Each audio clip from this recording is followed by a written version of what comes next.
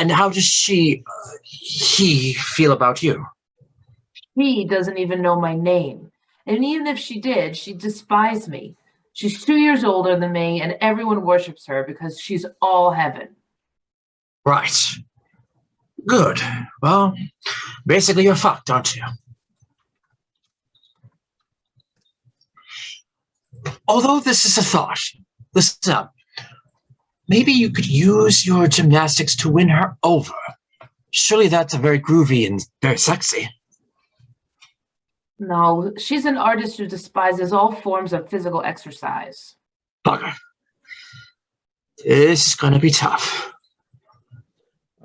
Cut to a film studio couple, weird sex, rather half-heartedly. They're both dressed, and he appears to be taking her from behind. I can't believe they're describing it in such detail. Okay, you can stop there. Thanks. Cut to show the paraphernalia of a huge film crew. The DOP immediately slips into discussion with the director. The two stands in there because that's what they are. Start to chat. They're just plain, sweet, simple people. I tell you, I thought I was never going to get here today. That traffic was... unbelievable. Yeah, by the way, he introduced me as John, but actually everyone calls me Jack. Oh, fine. Nice to meet you, Jack. He got me right. I'm just Judy. Oh, great. Just Judy. Judy, could you take your top off this time? Lighting and camera need to know when we're actually going to see the nipples and when we're not, shadows and things. Oh, yes. Oh, okay, right. At least it's nice and warm in here. Absolutely. You've got to be ready for anything in this job, don't you? I was once standing in for Brad Pitt, and... Unfortunately, we're going to be in a little bit of a hurry. We need to shoot the actors before lunch. Fine. I promise I won't look. And Jerry, could you just, hand on the breasts? Massage them, please. Right. It's Junction 13. That's just murder, isn't it? Total gridlock there this morning. Cut to France, totally empty road. Aurelia and Jamie in the car, total silence. Jamie is getting embarrassed. He looks at the gorgeous valley they are driving through. Bello.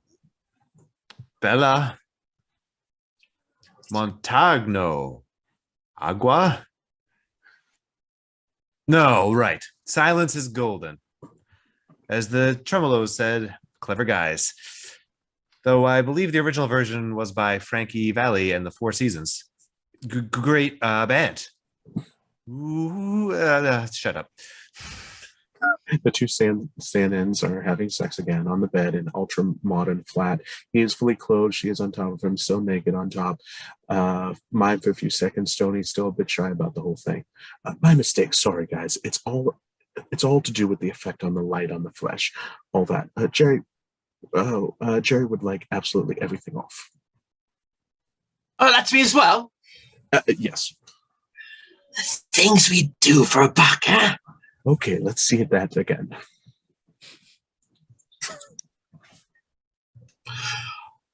So what do you reckon to our new prime minister? Oh, I like him. I can't understand why he's not married, though. Oh, you know the type, married to his job. Either that or gay. I'm sorry. And Judy, if you could just cheat your nipples a little left and down, please. I have to say, Judy, this is a real pleasure. Lovely to find someone I can really chat to. Thank you. Ditto. Oh, oops. Sorry. All right, everyone. Let's wrap for the stand-ins. The actors are on their way down. Cabinet, all at least 4 women. Right. Before we start, there's one crucial issue of national importance that I feel we must sort out. I think it's vital as a cabinet that we show a united front on major issues, so I want everyone, after due and sober reflection, to tick the record they think is going to be #1 at Christmas. Only 1 month left. Anyone supporting my particular favorite? Christmas is all around? Over my dead body! Absolutely not. Unexpected strength of feeling here. Mark Fry, please. Prime Minister, it doesn't have a snowball's chance in hell. It would do the government untold damage to back such a loser. All right, we'll return to it later, though I must say I'd expect a little more support for some of you ungrateful bastards. What's next? Someone just jumped in.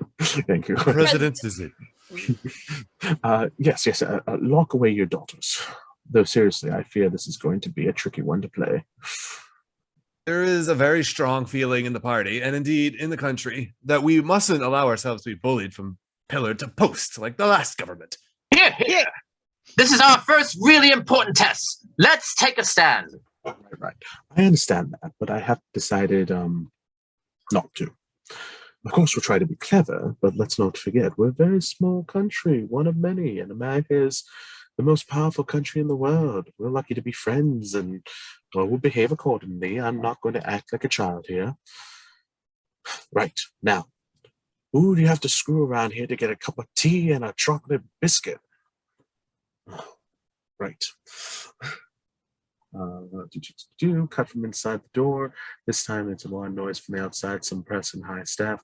Prime Minister and the President shake hands. These are two kings of their domain, but the PM's style seems quieter and more modest against the American sexy confidence.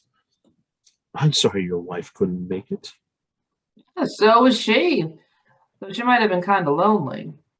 Yes, tragic, isn't it? Just never been able to tie a girl down. I'm not sure politics and dating really go together. Really? That's not what I found.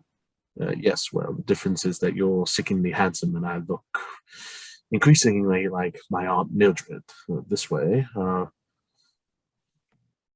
that's what I call a good-looking woman. Yes, she's a lovely person. Cut to the middle of the CD UK type morning pop show. Billy being interviewed by ANT and DC next to the pile of pop prizes. Joe gets a word in just before the interview starts. Oh, remember, it's a kid's show. Keep it sweet. Keep it light. Think little 6-year-olds with shining morning faces. Oh, trust me. Raechel. Trust me. Wait, trust me? No, DC. Oh, okay. If you could, please. So, Billy, 3 weeks till Christmas, and it looks like the real problem is going to be Westlife. Yes, I saw them on the show last week. They weren't very nice about my record. Nah, scamps. Yeah, but very, very talented musicians.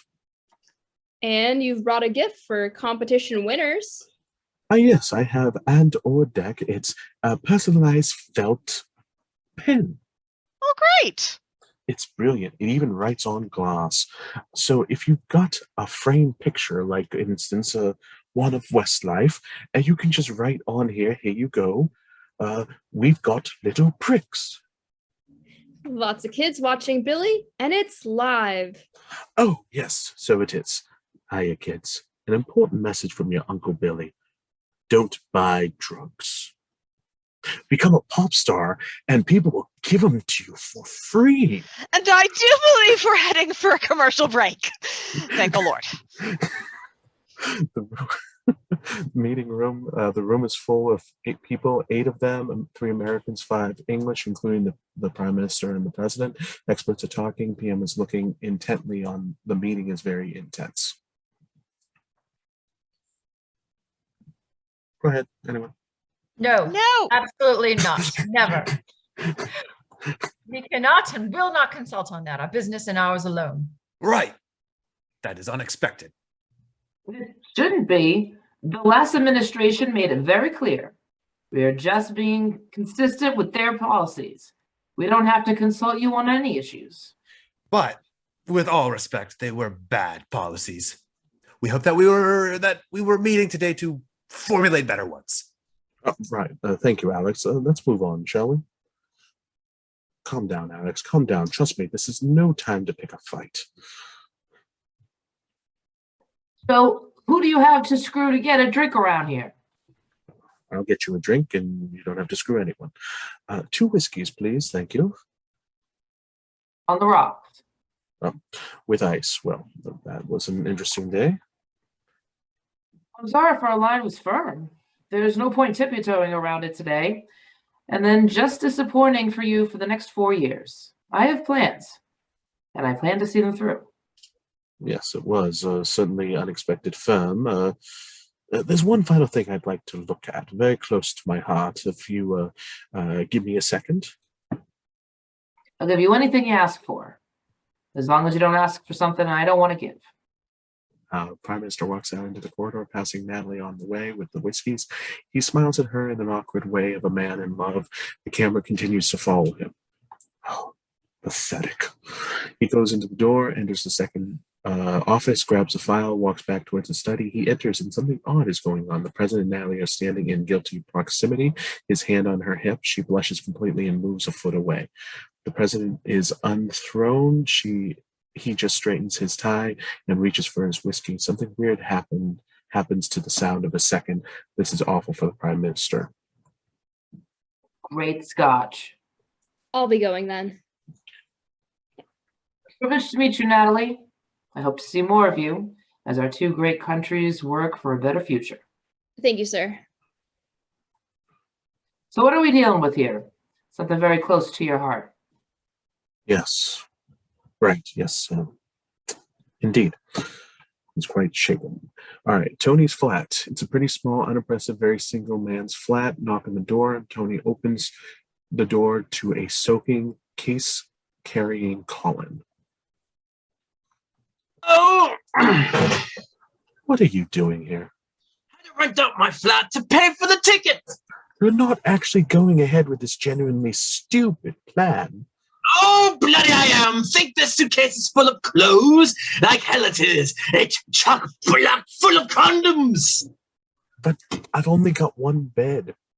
Oh, but it's a double. And you're a sad act who hasn't had a girlfriend since this decade. So there's room for me. Great. Pizza. Oh, look. Sexy presses in town. The deeds he's done. Those are the deeds what I want to do. Back to the room in the final press conference. We see the prime minister and the president sitting a couple yards away in formal chairs. A huge amount of press face them. The prime minister looks very serious. Mr. President, has it been a good visit? Very satisfactory indeed. We got what we came for. Special relationship is still very special. Prime Minister? Love that word, relationship. Covers all manner of sin, doesn't it? I greeted the president knowing that there couldn't be equality with America, but I wasn't prepared for the little lack of give and take. I fear this has become a bad relationship. A relationship based on the president taking exactly what he wants and casually ignoring those things that really matter to Britain. We may be a small country, but we're a great country too. And a friend who bullies us is no longer a friend. And since bullies only respond to strength, from this moment on, I'll be prepared to be less friendly, and the president should be prepared for that. Mr. President, what do you make of that? President? Well, it's certainly fight and talk. Certainly. Unexpectedly firm. Plus, the people around the prime minister in his office congratulating him. His cabinet is very proud and overexcited. Enter his secretary. It's your sister on the phone. Hiya, skunk. Have you gone crazy? You can't be sensible all the time. You can if you're the Prime Minister. Oh, Jesus, it's the Chancellor of X-Ray on the other line. I'll ring you back. Oh, you won't. She hangs up and gathers herself. Harry is there. She flicks on the button to turn on the CD. A pretty, slightly jazz plays as Karen goes over to the table full of Christmas presents that need wrapping. The problem with being the Prime Minister's sister is that it puts your life into rather harsh perspective. What did my brother do today? He stood up to the American president. And what did I do? I built a papier-mâché lobster head. What is this we're listening to? Joni Mitchell. I can't believe you still listen to Joni Mitchell. What are you talking about? I love her, and true love lasts a